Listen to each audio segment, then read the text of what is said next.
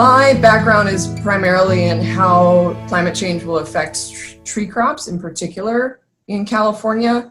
And we know that one of the big impacts is that winters are getting warmer and projected to continue to get warmer. So why this is important for tree crops is most of the trees that we grow in agriculture in California, certainly in the Central Valley, in the San Joaquin Valley, so almonds, prunes, pistachios, walnuts, cherries, apricots. These need a certain amount of winter chill to essentially be convinced that winter has passed, so that they don't, just experience one warm day in January and let their vulnerable flower buds out, and then have rain come and have cold conditions come that would then kill those flower buds. So these trees have sort of a way of counting how much winter has passed. And the threshold that they need to get to is determined by their genetics and where they've evolved and what we've bred them for. And we've actually sort of bred them to want them to come out at certain times. But the problem then comes when these trees don't get enough of that winter cold or winter chill, which sometimes we call chill hours. That's one way that we count it, but there's a lot of ways to count it. And when they don't get enough of this cold, the problem is that, well, in a sort of medium, not quite enough cold scenario, you have issues of straggled bloom. So bloom comes out over a much longer period of time. And in a worst case scenario, those flower buds just don't open at all. And so you have fewer flowers. Each one of those flowers turns into either a fruit or a nut. And so then at the end of the season, the grower has less crop to harvest. So that's the big picture scenario of the impact of climate change in the San Joaquin Valley. And then you can get in from there to the numbers of how much winter cold is going to be reduced, or what our expectation is, and which crops that will really affect.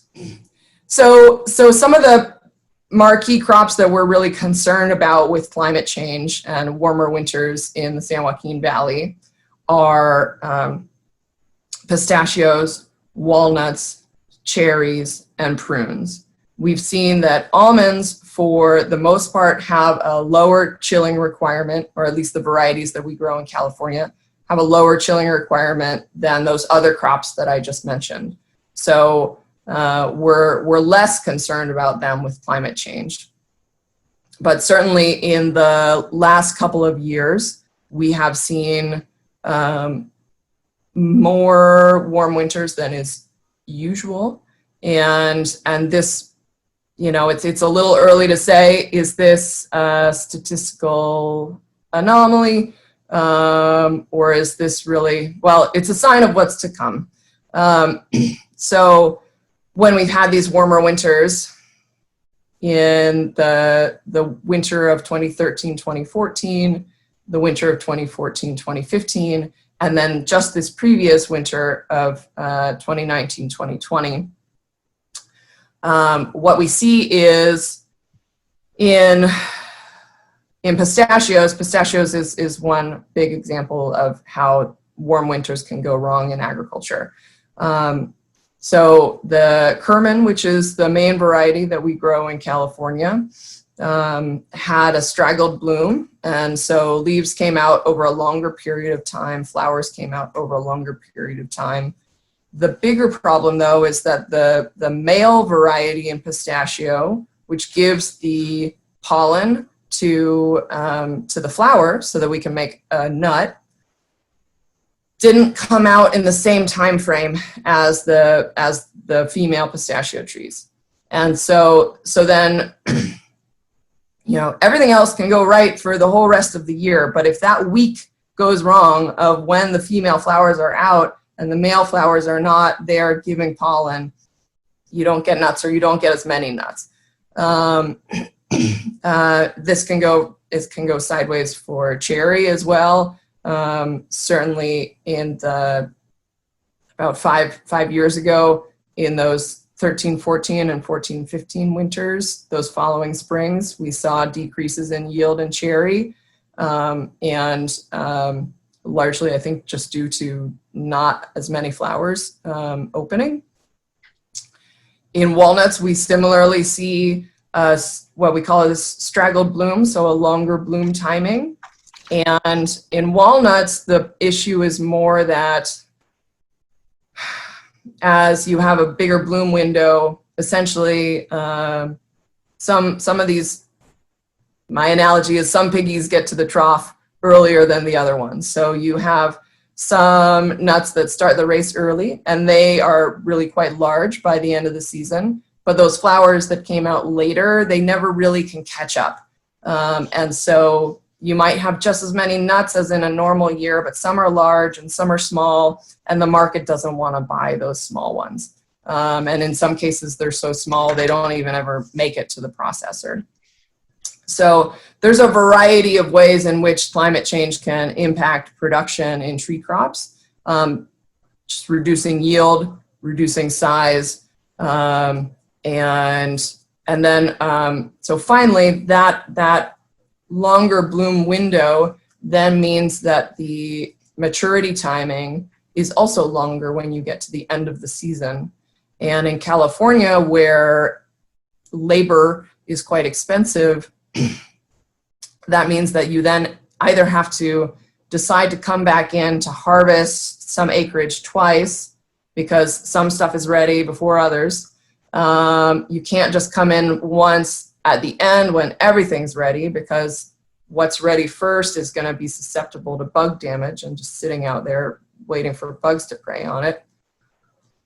Or you have to harvest sort of on the earlier end and decide you're going to leave some in the field because it doesn't actually pay, it doesn't pencil out to go after that last, say, 20% of your crop. So it can reduce yield, but then climate change can also create these management struggles with bigger harvest window. So it's one of the problems that we have. It's also something that has a nice genetic solution eventually. We just need time to figure it out and for orchards to sort of catch up to the solution. In what we call normal years, years in which these orchards get enough winter chill, the timing of the overlap of the male and female trees is quite good and is good enough to result in good yields, good fruit set, etc.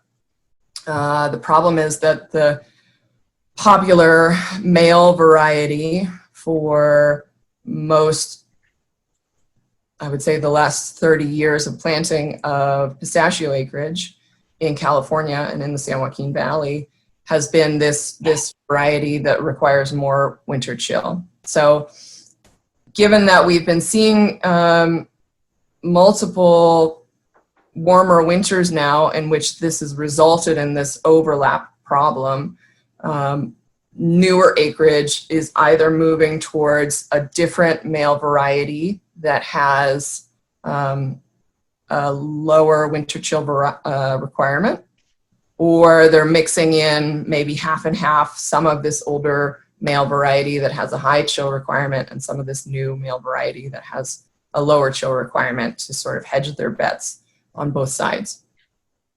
And it's, I mean, that brings up the issue, broadly speaking, that's problematic about tree crops and climate change is we have a lot of the same tools in the toolbox as annual crops in terms of breeding for solutions, but an orchard is projected to be in the ground when you do the economic analysis of it, when you go into it as a business decision. That orchard should be in the ground for, with stone fruit, maybe 15 years, with nut crops up to 30, 35 years even. So we call that 25 to 30 years on average. You know, these varieties don't turn on a dime. And so coming up with new variety solutions that are adapted to warmer winters also don't turn on a dime. Similarly, the breedings, the way that we breed new varieties also takes quite some time.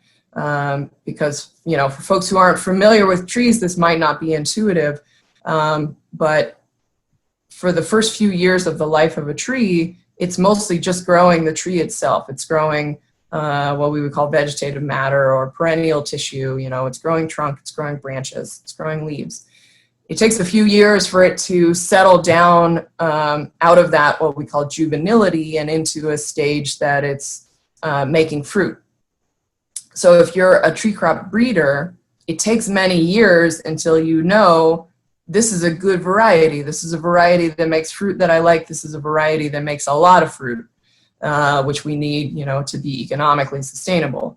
And so it takes our breeding programs a couple of decades, really, to come up with a variety that they're certain enough that they can give to a grower and say, we know that this is going to give you good, sustainable yields in this new warmer winter scenario we're looking at. So that's part of the issue too when we're talking about climate change and agriculture in California, because so much of our acreage is in perennial crops, you know, be they trees or grapes too, that it's going to take us a while to come up with long-term genetic solutions in a way that, you know, folks who are breeding wheat or breeding tomatoes don't have quite the same challenge. This is certainly on the radar of breeders, of tree crop breeders. I would say has been for the last 10 years. And the market is starting to get curious as well and ask these breeders, what are you guys up to? You know, it's tricky because if you're planting an orchard right now, do you plant that orchard for the current conditions? Do you plant it for the conditions you expect in 2030, in 2040, in 2050, when you'll be near pulling it out? It's a real pickle for folks who grow these tree crops. Also because, you know, vagaries of weather and climate, we can't say exactly what things are going to be. We can talk about averages, we can talk about worst case scenarios, but there's still, we know it's getting warmer, but year to year, there's still a lot of uncertainty. You know, I think walnuts is a really interesting example of the pickle that growers are in with this. Walnuts have one of the highest chilling requirements of tree crops in California, broadly speaking. And this is entirely on purpose because walnuts can get infected with a bacterial infection that is made much worse when it rains. And so we have bred our walnuts to mostly leaf out and set fruit after the majority of rain has happened in California. That means they have a higher chilling requirement. So now if you're a walnut grower, do you pick the variety that has the higher chilling requirement so you can avoid the rain and not to have to apply as much pesticide for this disease? Or do you pick the new variety that has a lower chilling requirement that might get more of this disease but will set you up well for warmer conditions in 2040? You know, it's a real, these folks, they're really smart guys making really tough decisions. And it's a real challenge. So that's all to say that yes, this is on the horizon, or excuse me, on the radar of the breeding programs, but they're also having to balance a lot of other considerations. So yeah, and you know, in California, we're still very lucky that we still prioritize public breeding programs for tree crops. So the University of California has a breeding program for almonds, has a breeding program for prunes, has a breeding program for pistachios and for walnuts. and I'd be happy to connect you with some of those folks.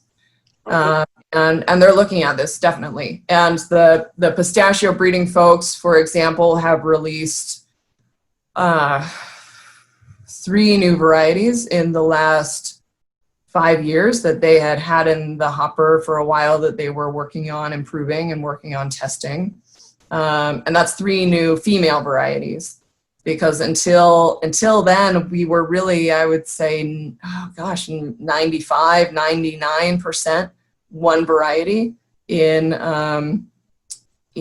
pistachio production in California, and had been that way since pistachio production started taking off in the 70s. And so that's been very helpful. And then there's some more male varieties they've also come out with to address that overlap issue. The walnut, and you guys don't have quite as many prunes in the San Joaquin Valley, so that might not be as compelling a story for you. But certainly you have plenty of walnuts. The walnut breeding program has been cranking out has consistently produced a number of great varieties for California production, which are renowned throughout the world. It's really a very successful breeding program. And they've recently come out with some lower chill varieties as well. So yeah, and I think they're not resting on those laurels either. They're looking to create more low chill varieties. But it all just really takes quite a lot of time and a lot of investment. So luckily we also have commodity boards in California, which are supported by small taxes on growers. They might not call them small, but taxes on growers that are also supporting these breeding programs. So everyone is, all the oars are pulling at the same time, and folks are concerned about it. But quite frankly, the more resources we can get towards this, the faster we can move this boat towards a solution.